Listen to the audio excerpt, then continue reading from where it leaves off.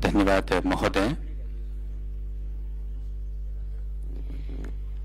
माननीय मुख्य अतिथि महोदय से सादर अनुरोध कि वे आशीर्वचनों से हम सभी को अनुग्रहित करने की कृपा करें।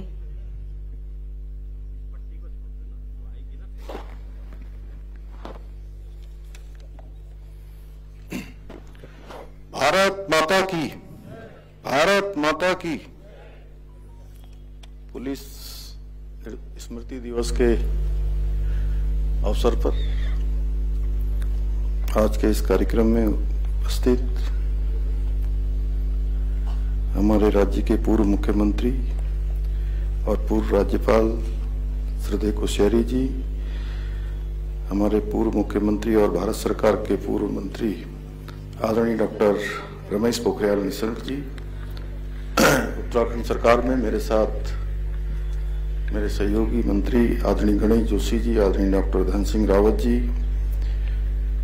हमारे वरिष्ठ विधायक आदरणीय मन्ना सिंह चौहान जी, आदरणीय विनोद चमोली जी, आदरणीय सविता कपूर जी, जिला पंचायत के अध्यक्ष मधु चौहान जी, मुख्य सचिव राधा रतूड़ी जी, महानिदेशक पुलिस अभिनव कुमार जी, अपर मुख्य सचिव आनंद वर्धन जी, सुधांशु जी एवं हमारे सभी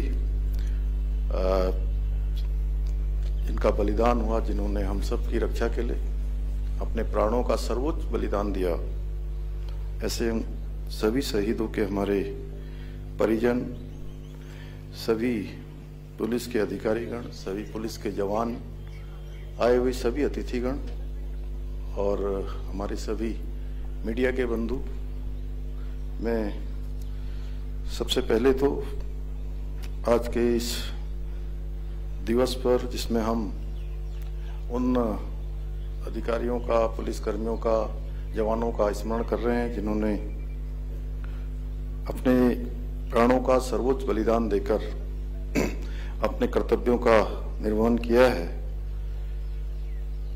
इस अवसर पर यह दिन हम उन्हीं को समर्पित करते हैं जिन्होंने देश की सुरक्षा के लिए अपना सर्वोच्च बलिदान दिया।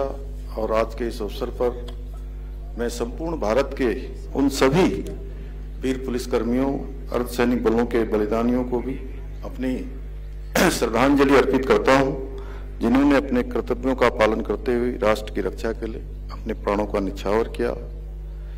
मैं सभी वीर बलिदानियों के परिवारजनों और वीरांगनाओं को भी श्रद्धापूर्वक नमन करता हूं, जिन्होंने अपने परिजनों को देश की सेवा में अर्पित कर दिया। उनका अतुलनीय त्याग और समर्पण हमेशा हमारे स्मरण में रहेगा और इस स्मृति दिवस का विशेष रूप से प्रायोजन भी यही है कि आने वाली पीढ़ियां भी उनका स्मरण करें। साथियों, देश की आंतरिक सुरक्षा और कानून व्यवस्था बनाए रखने का उत्तरदायित्व राज्य के पुलिस बलों और अर्धसैनिक बलों के जवानों पर होता है और अपने इसी उत्तरदायित्व को पूर्ण निष्ठा के साथ निभाते हुए कई पुलिस कर्मियों को अपने जीवन की आहुति भी देनी पड़ती है।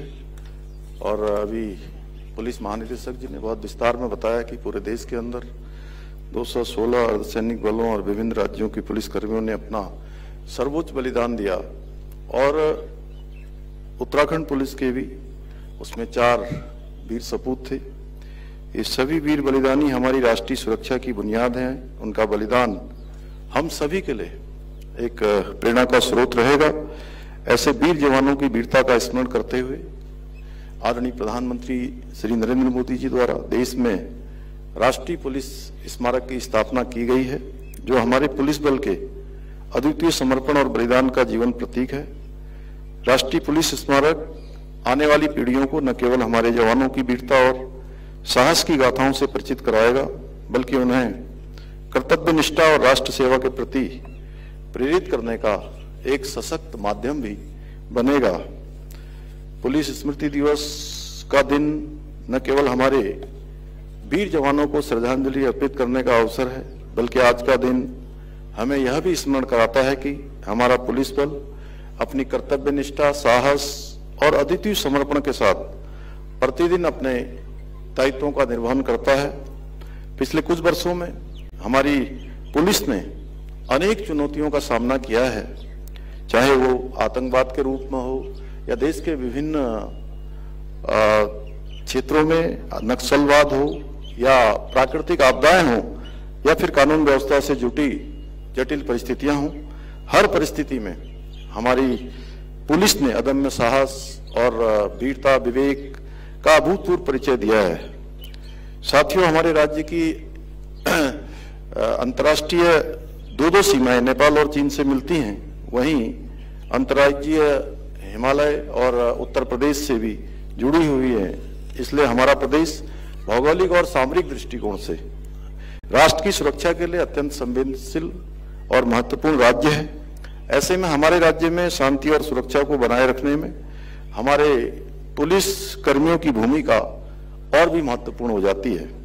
मेरा मानना है कि किसी भी राज्य की पुलिस व्यवस्था उस राज्य की सुरक्षा और समृद्धि का एक अभिन्न स्तंभ है।